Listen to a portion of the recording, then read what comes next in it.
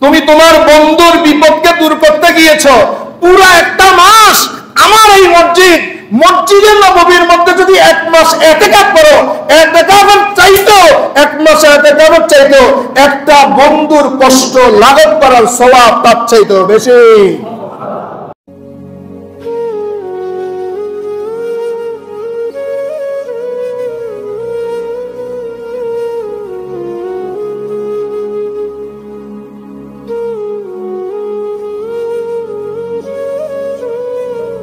وعلى آله وصحبه وعلماء ملته أجمعين. أما بعد فقد قال الله تعالى عز وجل في شان حبيبه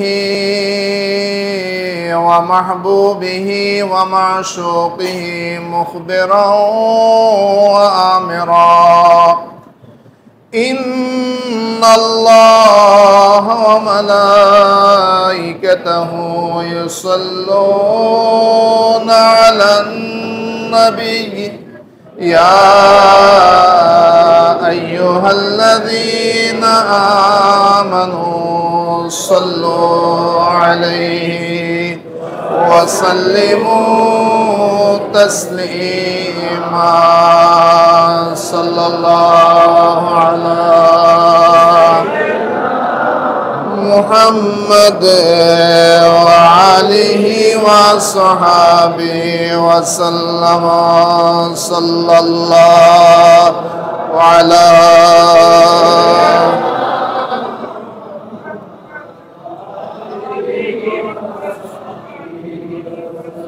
صلاة يا رسول الله عليكم،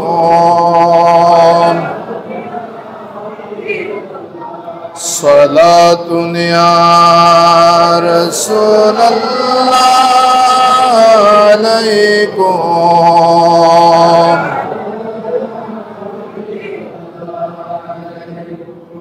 حبیب کبریا تم ہو، شفیع آسیا تم ہو، تمہیں چھوڑ کر کہاں جاؤ، بتا دو یا رسول اللہ. صلاة دنیا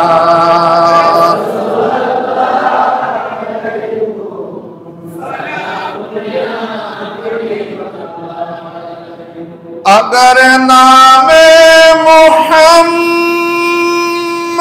را نیا ورد شفیع آدم نہ آدمی آفت طوفان نہ نوح از غرق نجینا. صلاة دنیا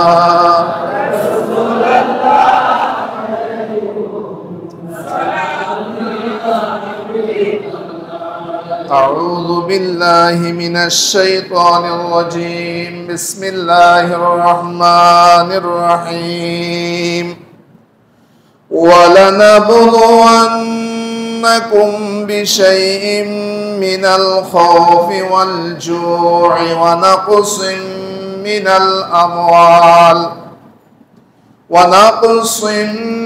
من الأموال والأنفس والثمرات وبشر الصابرين.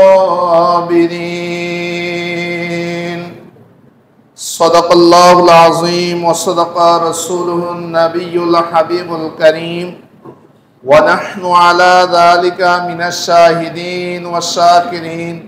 ربي صل وسلم وبارك عليه. আল্লাহ তাআলার দরবারে শুকরিয়া আদায় করছি যে মহান আল্লাহ রাব্বুল আলামিন দেশের এই ক্রান্তিকালেও আমাদের সকলকে সুন্দর এবং সুষ্ঠু পরিবেশে জুমার নামাজ পড়ার মানুষে সমবেত হওয়ার তৌফিক দিয়েছেন, সেই জন্য উচ্চস্বরে একবার বলি আলহামদুলিল্লাহ। সম্মানিত হাজরিন, আপনারা সকলে অবগত আছেন, আপনারা সকলে সচেতন মহল। বাংলাদেশের অনেক জায়গার মধ্যে, অনেক জেলার মধ্যে, বিশেষ করে নোয়াখালী, ফেনী, কুমিল্লা, সিলেট, চট্টগ্রামের ফটিকছড়ি, হাটহাজারী, বিভিন্ন এরিয়াতে স্মরণকালের বন্যা, এখনো বন্যার মানুষগুলোর পানি এখনো পুরোপুরি নামেনি, বড় দুর্যোগ অবস্থার মধ্যে আছে। এই অবস্থার মধ্যে আমরা জুমার নামাজ পড়তে এসেছি। আমাদের যারা বন্যা পরিস্থিতির সম্বন্ধে জানেন তাদের সকলের অন্তর ক্ষত বিক্ষত।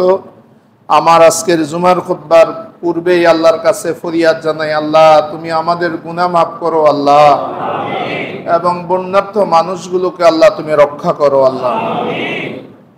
আল্লাহ তাআলা কোরআনে কারীমে সূরা বাকারা শরীফের মধ্যে 155 নং আয়াতের মধ্যে আল্লাহ ইরশাদ করেছেন, ওয়ালা নাবলুওয়ান্নাকুম, আমি অবশ্যই অবশ্যই তোমাদেরকে পরীক্ষা করব। আমি অবশ্যই অবশ্যই তোমাদেরকে পরীক্ষা করব।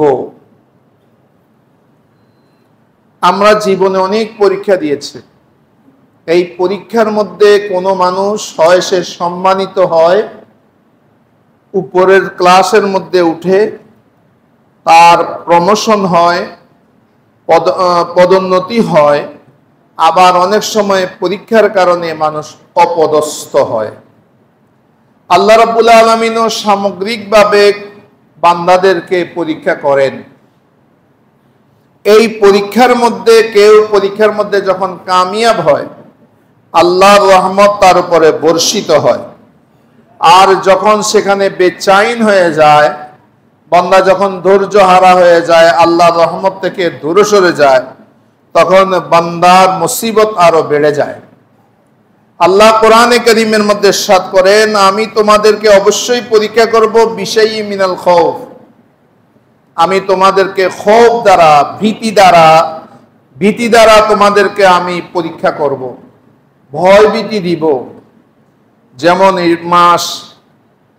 এই মাস এটা হলো মুজাদ্দেদে আল-ফেসানি সিরহিন্দির ওফাত শরীফের মহিমান্বিত মাস।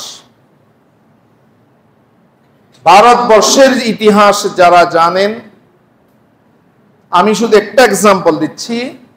সেই অবস্থার মধ্যে প্রতাপশালী বাদশাহ আকবর দ্য গ্রেট, এই আকবর দ্য গ্রেটের এত ক্ষমতা ছিল, সে কিছু মুসলিম মোল্লাদের চাটুকার মোল্লা, ওই সময়ের মধ্যে আকবরের দরবারে যারা মোল্লা ছিল, এরা জ্ঞানে গরিমায় বর্তমান মোল্লাদের চাইতে অনেক উপরে ছিল, কিন্তু ছিল চাটুকার।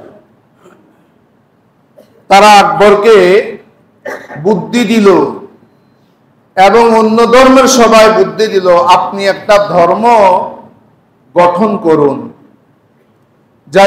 যেই ধর্মের মধ্যে সকল ধর্মের মিল থাকে,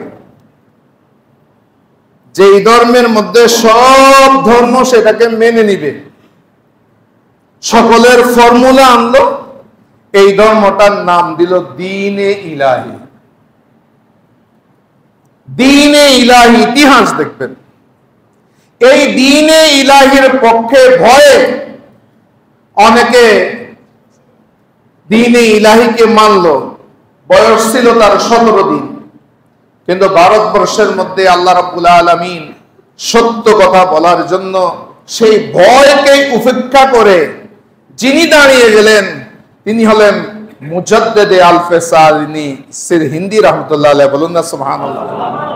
সেই মুজাদ্দেদে আল-ফেসানি সিরহিন্দিকে জেলখানার মধ্যে অ্যারেস্ট করা হলো, নির্যাতন শুরু হলো, কিন্তু মুজাদ্দেদে আল-ফেসানি সেই নির্যাতন খুশি মনে গ্রহণ করেছেন। কেন জানেন? ওই আকবরের জেলখানার মধ্যে স্বয়ং রাসূলুল্লাহ মুজাদ্দেদে আল-ফেসানি সিরহিন্দির সাথে দেখা করতে এসেছেন। এই ভয়কে জয় করেছেন মুজাদ্দেদে আল-ফেসানিকে আজ আমরা শ্রদ্ধার সাথে স্মরণ করি। যুগে যুগে এগুলো ছিল তোমাদের মধ্যে ভয় দেওয়া হবে। আজ একজন কিছু শক্তি ফেলে আরেকজনকে ভয় লাগায়। সেই ভয়ের মধ্যে সঠিক পথে থাকা, এটা আল্লাহর পক্ষ থেকে একটা পরীক্ষা মনে করবেন, কিন্তু আপনাকে সঠিক পথের মধ্যে থাকতে হবে। আমি তোমাদেরকে ক্ষুধা দ্বারা পরীক্ষা করব। আমি তোমাদেরকে ক্ষুধা দ্বারা পরীক্ষা করব। আমি গতকাল আমার এক ছাত্র, তাদের বাড়িতে আমি গিয়েছিলাম ফেনী। আমি তাকে ফোন করলাম, তোমাদের কি অবস্থা? কয় আব্বা আম্মা চালের উপরে আছে। গতকালকে বলেছিল যে একদিন আগ থেকে তারা কোনো কিছু খেতে পায়নি, ওরা চালের উপরে। আমি তাদের বাড়িতে গিয়ে মাহফিল করেছি। তার মা এবং বাবা টিনের চালের উপরে। এখনো অনেক মানুষের খানা পায়নি, আর ওখানে এমন জায়গা আছে যেখানে এখনো মানুষ উদ্ধার করে না পৌঁছেনি। এই ক্ষুধা দিয়ে আমি আল্লাহ দেখব তোমাদের মধ্যে কেমন সবর আছে। ওয়ানাকসিম মিনাল আমওয়াল, আমি অনেক সময় তোমাদের ব্যবসার ঘাটতি হয়ে যাবে, মালের ঘাটতি হবে, এই ঘাটতি দিয়ে তোমাদেরকে পরীক্ষা করব। মালের ঘাটতি দিব, সম্পদ হারা হয়ে যাবে, ব্যবসায় লস খাবে, সেই মধ্যে দেখবো তুমি অন্য অবৈধ পথের মধ্যে হাত বাড়াও কিনা, নাকি সবর আছে। যদি সবরের মধ্যে থাকো তাহলে আল্লাহ রাব্বুল আলামিন ওই সবরের উসিলায় তোমাকে বড় নিয়ামত দান করবে। এটা হলো পরীক্ষার মধ্যে তুমি উত্তীর্ণ হয়েছে। ওয়াল আনফুসি, আর তোমাদেরকে নফস দ্বারা তোমাদেরকে পরীক্ষা করাবে। নফস মানে ওয়াস সামারাত, ফলাদি দ্বারা। ফলাদি মানে কি? আমাদের বাচ্চারা হচ্ছে আমাদের ফল। মা এবং বাপ হলো বৃক্ষ, আর বাচ্চা হলো ফল। আপনারা দেখেছেন একেবারে মিডিয়া জগতের মধ্যে সেই ফেনীর ছোট্ট ছেলেরা মা বাপ হারিয়ে পানির মধ্যে চোখটাকে করুণ ভাবে গোটা বিশ্বের দিকে তাকিয়ে আছে। এই ছোট্ট ছেলে হয়তো বা তার মুখ পর্যন্ত পানি।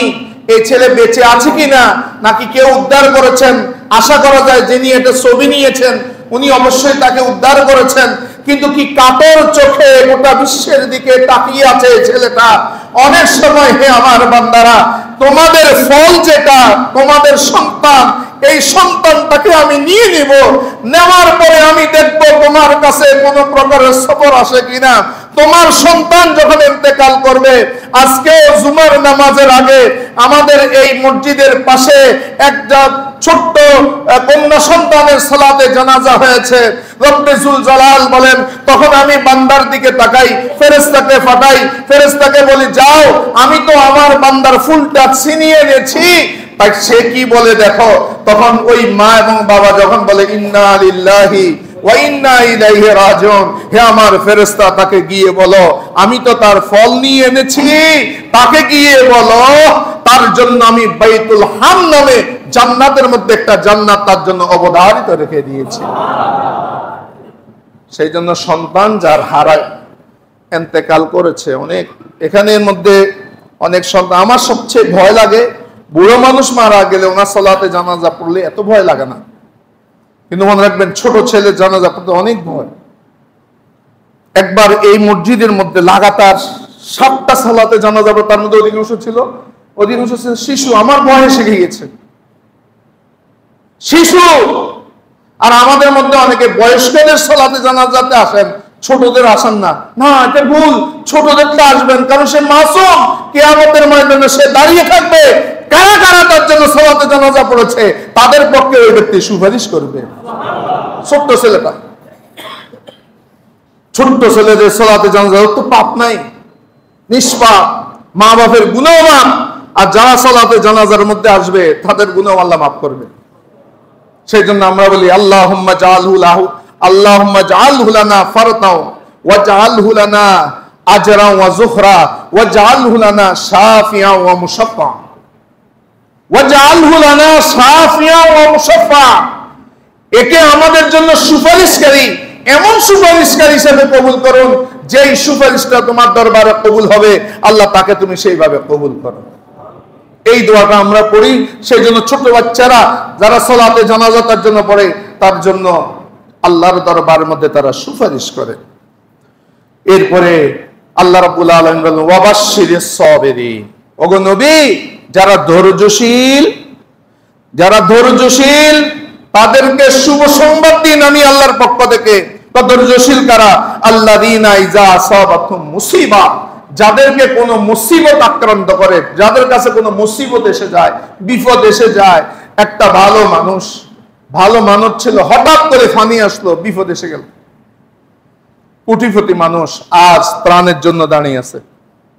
কোটিপতি মানুষ, তার ছেলে বিদেশ থেকে প্রবাসীদের কান্না আপনারা দেখেছেন। ওরা বলেছে টাকা পয়সা আমার মা বাপকে বাঁচাও, আমাদের সন্তানকে বাঁচাও, টাকা পয়সা লাগবে না, মা বাপকে এনে দিন। তার কাঁদছে সেখানে। কিন্তু বাংলাদেশের মানুষ সবসময় মানুষের উপকারের মধ্যে আসে। এই জন্য বাংলাদেশের মানুষ বাহবা পাওয়ার যোগ্য। পৃথিবীর কোন দেশের মধ্যে এরকম মানুষ পাবেন না যেটা বাংলাদেশের মানুষ মানুষের জন্য করে। মানুষের জন্য করে। বন্যার পর থেকে অনেক সংস্থা কারোর দিকে তাকিয়ে নেই। ওই সেনাবাহিনীর কাজ সেনাবাহিনী করছে, প্রশাসনে কি করছে, বর্তমান অন্তর্বর্তীকালীন সরকারের ভূমিকা কি, এগুলো বিবেচনাতে আনেনি। সকলে উদ্ধার কাজের মধ্যে যার যার সামর্থ্য নিয়ে নেমে গিয়েছে। আহলে সুন্নাত ওয়াল জামাতের পক্ষ থেকে, গাউসিয়া কমিটি বাংলাদেশের পক্ষ থেকে, বিভিন্ন সংস্থার পক্ষ থেকে, নিষ্ঠা ফাউন্ডেশনের পক্ষ থেকে, ওই আল মাসতুল নামে বিভিন্ন সংস্থা আছে, সেখানের মধ্যে মানুষগুলো নেমে গিয়েছে বিভিন্ন জেলা থেকে। এই মানুষগুলোই এই যেখানে ডুবে যাওয়া মানুষগুলোকে তারা উদ্ধার করছে, অনেক লাশগুলো উদ্ধার করছে। লাশ নিয়ে ঘুরছে, বাপের লাশ, একটু মাটি নেই দাফন করে। এই অবস্থা চলছে বাংলাদেশের মানুষের উপরে। আল্লাহ বলেন যখন তোমাদের উপর মুসিবত আসবে, সেই মুসিবতের মধ্যে যদি কেউ বলে ক্বালু ইন্না লিল্লাহ, তারা বলে আমরা তো আল্লাহরই, আমাদের মালিক তো আল্লাহ, ওয়া ইন্না ইলাইহি রাজিউন, আর আমরা আল্লাহর কাছে আমরা ফিরে যাব। এই কথা যারা বলে ধৈর্য নিয়ে, আল্লাহ রাব্বুল আলামিন উলাইকা আলাইহিম সালাওয়াতুম মির রাব্বিহিম ওয়া রাহমা, তাদের উপরে আল্লাহর দয়া রয়েছে। সুবহানাল্লাহ। ওয়া উলাইকা হুমুল মুহতাদুন, তারাই হচ্ছে হেদায়েত প্রাপ্ত। এই সময়ের মধ্যে আমার নবীজি বলেন যখন মানুষের মধ্যে মুসিবত আসবে, মুসিবত যখন আসবে তখন হে বান্দা তোমার করণীয় কি? আজ এই জুমার পরে নফল নামাজের ইবাদতের চাইতে একজন ক্ষতিগ্রস্ত মানুষের সেবায় যাওয়া এটা বড় উত্তম। আপনার তাহাজ্জুদের চাইতে একজন অসহায় ব্যক্তির পাশে যাওয়া সেটা বড় উত্তম। আন্না রাজুলান জাআ ইলা রাসূলিল্লাহ সাল্লাল্লাহু আলাইহি ওয়াসাল্লাম, হাদিসে পাকে কি আসে দেখেন, ইসলাম মানবতার ধর্ম, ইসলাম শান্তির ধর্ম, ইসলাম হচ্ছে মানুষকে ভালোবাসার ধর্ম, ইসলাম হচ্ছে মানুষকে বাঁচানোর ধর্ম, ইসলাম হচ্ছে মানুষের ব্যবহার দূর করে দেওয়ার ধর্ম, মানুষকে মিলিয়ে দেওয়ার ধর্ম। এটার নাম হচ্ছে ইসলাম। আন্না রাজুলান জাআ ইলা রাসূলিল্লাহ সাল্লাল্লাহু আলাইহি ওয়াসাল্লাম, একজন ব্যক্তি রাসূল খুদা সাল্লাল্লাহু আলাইহি ওয়াসাল্লামের দরবারে আসলো। ফাকালা ইয়া রাসূলুল্লাহ, ওই ব্যক্তি আমার নবীকে প্রশ্ন করলো আইয়ুন নাসে আহাব্বু ইলাল্লাহ, আল্লাহ তো মানুষ বানিয়েছেন, এই মানুষের মধ্যে বিভিন্ন প্রকৃতি আছে, কালো, সাদা, লম্বা, বেটে, নাক চ্যাপ্টা, নাক উঁচু, হিন্দু, বৌদ্ধ, খ্রিস্টান, টিফরা, মারমা, চাকমা, বিভিন্ন ধরনের মানুষ আছে। এই মানুষের মধ্যে রাসূলুল্লাহ ও রাসূল সবচেয়ে উত্তম মানুষকে? এক প্রশ্ন। দ্বিতীয় প্রশ্ন হলো ওয়া আইয়ুল আমালি আহাব্বু ইলাল্লাহ, এবং সবচেয়ে উত্তম আমল আল্লাহর কাছে কোনটা বেশি পছন্দনীয়? তখন আমার প্রিয় নবী বলেন ফাকালা রাসূলুল্লাহ সাল্লাল্লাহু আলাইহি ওয়াসাল্লাম, তখন আমার নবীজি বলেন আহাব্বুন নাস ইলাল্লাহ আনফাউহুম লিন-নাস, আল্লাহর কাছে সবচেয়ে উত্তম বান্দা হচ্ছে ওই বান্দা, আল্লাহর কাছে সবচেয়ে প্রিয় বান্দা হচ্ছে ওই বান্দা যেই বান্দা মানুষের সবচেয়ে বেশি উপকার করে, যে মানুষের উপকার করে। উপকার নবীজি বলতে পারতেন যে সারা রাত তাহাজ্জুদের নামাজ পড়ে সে, এটা বলেনি এখানে। রাসূলুল্লাহ বলেছেন ওই ব্যক্তি সবচেয়ে উত্তম যে মানুষের উপকার করে। আমার মধ্যে সেটা আছে কিনা দেখেন আপনি। আল্লাহ নবী মানুষ কাকে বলছেন? উত্তম মানুষ আল্লাহ এবং রসুলের কাছে কে? ওই ব্যক্তি যেই ব্যক্তির দ্বারা আরেকজনের ক্ষতি হয় না, যেই ব্যক্তির দ্বারা কোনো হিন্দু, বৌদ্ধ, খ্রিস্টান, মানবতার কোনো ক্ষতি হয় না, মুসলমানের ক্ষতি হয় না, ওই ব্যক্তি হচ্ছে সবচাইতে উত্তম ব্যক্তি। সেই জন্য সবচাইতে ঘৃণিত ব্যক্তি কারা? যাদের দ্বারা সমাজ দুই ভাগ হয়ে যায়, যাদের দ্বারা মানুষ শান্তিতে বসবাস করতে পারে না। সেই জন্য চাঁদাবাজ, সন্ত্রাসী এবং সমাজে বিশৃঙ্খলাকারী, মুনাফিক, সুগুলখোর, কাত্তার, এগুলোর ব্যাপারে রাসূলুল্লাহ বলেছেন এগুলো জান্নাতে প্রবেশ করবে না। নামাজ পড়ে, 5 ওয়াক্ত নামাজ পড়ে, কিন্তু সেই ব্যক্তি কাত্তার মানে সুগুলখোর। এর কথা ওকে বলে, ওকে এভাবে বলে, মানুষের উদ্দেশ্য হচ্ছে মানুষের মধ্যে দুই ভাগ করে দেয়। রাসূলুল্লাহ বলেছেন লা ইয়াদখুলুল জান্নাতা কাত্তাতুন, সুগুলখোর ব্যক্তি জান্নাতের মধ্যে প্রবেশ করবে না নামাজ পড়লেও। কেন? সে দুইটা মানুষকে বিভেদ করে দেয়, দুইটা মানুষের মধ্যে, সমাজের মধ্যে বিশৃঙ্খলা সৃষ্টি করে। এই সমস্ত মানুষ জান্নাতে যাবে না। জান্নাতে ওই ব্যক্তি অবধারিত যে ব্যক্তি মানুষের উপকার করে, মানুষের উপকার আসবে। আর আল্লাহর কাছে সবচেয়ে প্রিয় আমল কোনটা? রাসূলুল্লাহ বলেন দেখেন ওয়া আহাব্বুন নাস, এই একটা হাদিসের উপরে যদি আমরা আমল করি আমরা প্রকৃত মানুষ হতে পারবো। আমার ছেলে ডাক্তার হবে, আমার ছেলে ইঞ্জিনিয়ার হবে, আমার ছেলে মুহাদ্দিস হবে, আমার ছেলে মুফাসসির হবে, আমার ছেলে কম্পিউটার সায়েন্সের মধ্যে হিরো হবে। সবার আগে বলো, ওই কবি বলেছে তোমার ছেলে মানুষ হলো কিনা সেটা দেখো। অনেক ডাক্তার তো ডাকাত আছে, অনেক ইঞ্জিনিয়ার তো দুর্নীতিবাজ আছে, অনেক আলেম তো মুনাফিক আছে, অনেক আলেম তো মিথ্যাবাদী আছে, অনেক আলেমের কারণে সমাজের মধ্যে বিশৃঙ্খলা সৃষ্টি হয়ে যায়। দেশের মধ্যে ক্ষমতা একটু চেঞ্জ হলো, ক্ষমতা পরিবর্তন হবে। আল্লাহ বলেছেন তিলকাল আইয়াম নুদাবিলুহা বাইনান নাস, এই দিনগুলো আমি মানুষের মধ্যে চেঞ্জ করি, পরিবর্তন করি। একজনকে ক্ষমতা দিই, একজন থেকে ক্ষমতা নিই, এগুলো আল্লাহ কাজে। কাউকে ফকির বানান, কাউকে আল্লাহ রাব্বুল আলামিন ধনী বানান, এগুলো আল্লাহর কাজ। ক্ষমতা পরিবর্তন হবে। তো একজন মোল্লারা মানুষের মধ্যে বিশৃঙ্খলা সৃষ্টি করার জন্য বলে দিয়েছে, আল্লাহর ওলিদের মাজারে লাগিয়ে দিয়েছে আগুন। এটার প্রভাব কি হলো? এগুলো সমাজের মধ্যে কি বিশৃঙ্খলা সৃষ্টি করছে না শৃঙ্খলা আনছে? এরকমও তো আলেম আছে। আগে মানুষ হন, ইঞ্জিনিয়ার, ব্যারিস্টার না, আগে আপনি মানুষ কিনা এটা চিন্তা করেন। ওয়া আহাব্বুল আমাল ইলাল্লাহ, আল্লাহর কাছে সবচাইতে উত্তম আমল হচ্ছে সুরুরুন তাদখুলু আলা মুসলিমিন, একজন ক্ষুধার্ত মুসলমান, একজন বিপদগ্রস্ত মুসলমান, একজন বন্যার্থ মুসলমান, একজন ব্যক্তি পানিতে পড়ে ত্রাহি ত্রাহি করে ডাকছে তোমাকে বাঁচাও বাঁচাও, হেল্প মি হেল্প মি। সবচাইতে উত্তম ব্যক্তি সে যে কোন ক্ষুধার্ত ব্যক্তি, কোন অসহায় ব্যক্তি, কোন ব্যক্তির অন্তরের দুঃখী ব্যক্তি, সেই দুঃখী ব্যক্তির মুখের মধ্যে যে প্রশান্তি আনতে পারে, মুখের মধ্যে যদি হাসি ফুটাতে পারে, ওটা হচ্ছে সবচেয়ে শ্রেষ্ঠ আমল। মানুষের মনকে জয় করা, মানুষের মুখে হাসি উঠানো। একটু আগে সে কাঁদছে, আপনার দয়া এসে এখন হাসছে, এটা হলো উত্তম আমল। সবচাইতে উত্তম আমল হচ্ছে সেটা। হিউম্যানিটি কি ইসলামকে বলেন? ইসলাম হিউম্যানিটি জিনিসটা আনছে ইসলামে, কিন্তু আমরা গোটা বিশ্বের মধ্যে আমাদেরকে বলে টেরোরিস্ট, মুসলমানদের বলে টেরোরিজম। এটা নাকি মুসলিমের? নো, আমরা টেরোরিস্ট নয়। ইসলাম কত সুন্দর বাণীগুলো বলে, ওয়া তাকশিফু আনহু কুরবাতান, সবচেয়ে উত্তম ব্যক্তি হচ্ছে যে মানুষের কুরবাত, মানুষের বিপদ দূর করে। ওয়া তাকদি আনহু দাইনান, সে ঋণগ্রস্ত, তার ঋণগুলো সে পরিশোধ করে দেয়। ওয়া তাতরুদু আনহু জওহান, তার ক্ষুধাকে দূর করে দেয়। আজকে জুমার নামাজ পড়ে ঘরের মধ্যে ভালো কিছু রেঁধেছে, ছেলে মেয়ে নিয়ে আপনি বসবেন খাবেন, খাওয়ার সময় একটু চিন্তা করবেন বন্যার্থ ছেলেগুলোর মুখে কোনো কিছু উঠছে কিনা। ওই ক্ষুধার্ত বন্যার ক্ষুধাটা দূর করা, এটা হচ্ছে সবচেয়ে উত্তম উত্তম কাজ হচ্ছে এটা। ওয়া তাকশিফু আন ওয়ালি আন আমশি মা আখিন ফি হাজাতিন, কোন একজন ব্যক্তি বিপদে পড়ে গিয়েছে, তার ভাই বিপদে পড়েছে, আপনি ওই ভাইয়ের সাথে গেলেন তার বিপদটাকে দূর করার জন্য, তাকে বাঁচানোর জন্য, তার মুসিবত থেকে তাকে উদ্ধার করার জন্য। আমাদের চট্টগ্রাম থেকে ট্রাকে করে কতগুলো নৌকা গেল, বোট নিয়ে গেল, স্পিড বোট নিয়ে গেল এই বন্যার্ত মানুষগুলোকে বাঁচানোর জন্য। এটা কত বড় ইবাদত জানেন?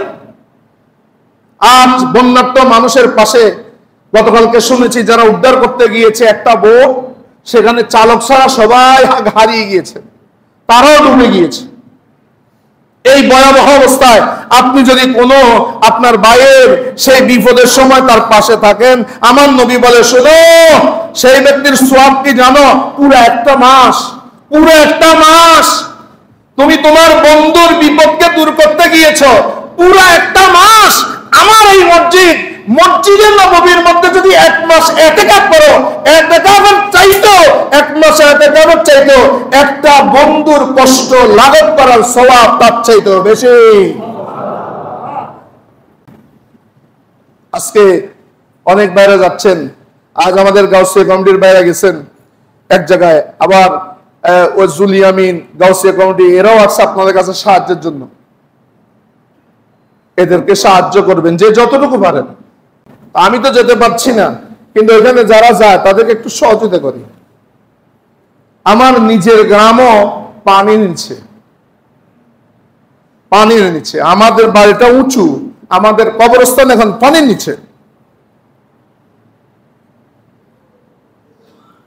এর চাইতে ভয়াবহ অবস্থা হচ্ছে ওই ফেনীতে, মানুষ চালের উপরে, দেখলাম হেলিকপ্টার দিয়ে সেনাবাহিনী উদ্ধার করছে। কত উদ্ধার করা যায়?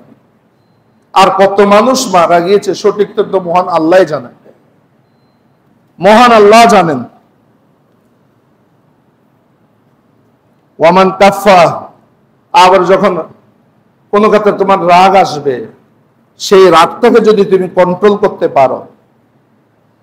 একটা কাজের বুয়া তোমার শপের একটা পেয়ালা ভেঙে ফেলেছে, গ্লাসটা ভেঙে ফেলেছে, রাগ এসেছে,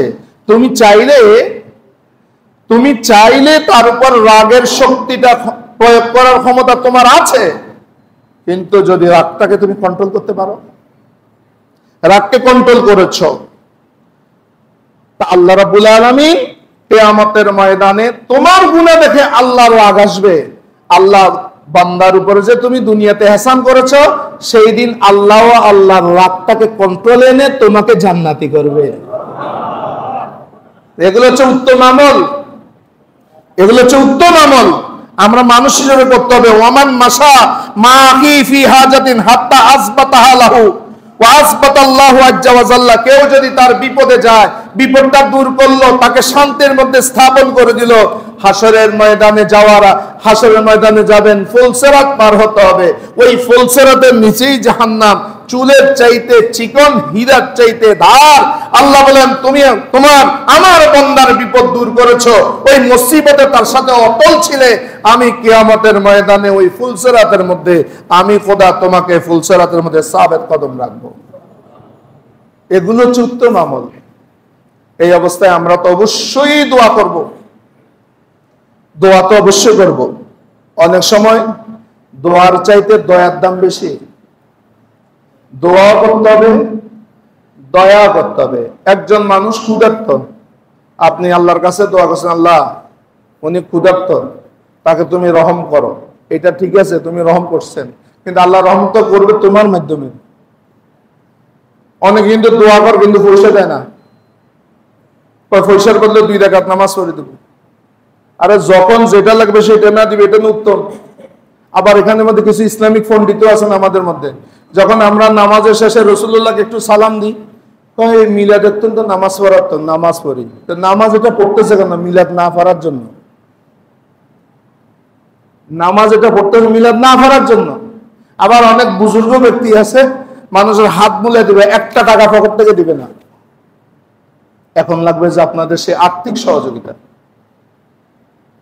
এটাই হবে দয়া। তো যারা পারেন নিজ হাতে দিয়ে আসবেন, আর যদি যারা না পারেন, বিশ্বস্ত যারা আছে যাদেরকে দিলে আপনি মনে করেন এটা পৌঁছবে এমন ব্যক্তিদের কাছে দেন। এখন সবচাইতে আমাদের উত্তম আমল হচ্ছে সেটা মানুষের পাশে দাঁড়ানো, জনগণের পাশে দাঁড়ানো, ইসলামের খেদমত করা, দেশের খেদমত করা, এটাই ইসলামের খেদমত। মানুষের খেদমত করা এটাই হচ্ছে আল্লাহর সন্তুষ্টি অর্জন করা। মহান আল্লাহ রাব্বুল আলামিন এই অবস্থায় আমরা একজন আরেকজনের বিপদে এগিয়ে আসা এবং বন্যার্ত, বিশেষ করে বন্যার্ত মানুষগুলোর পাশে দাঁড়ানোর আল্লাহ আমাদেরকে তৌফিক দান করুন, আমিন। ওয়া আখিরু দাওয়ানা আনিল হামদুলিল্লাহি রাব্বিল আলামিন।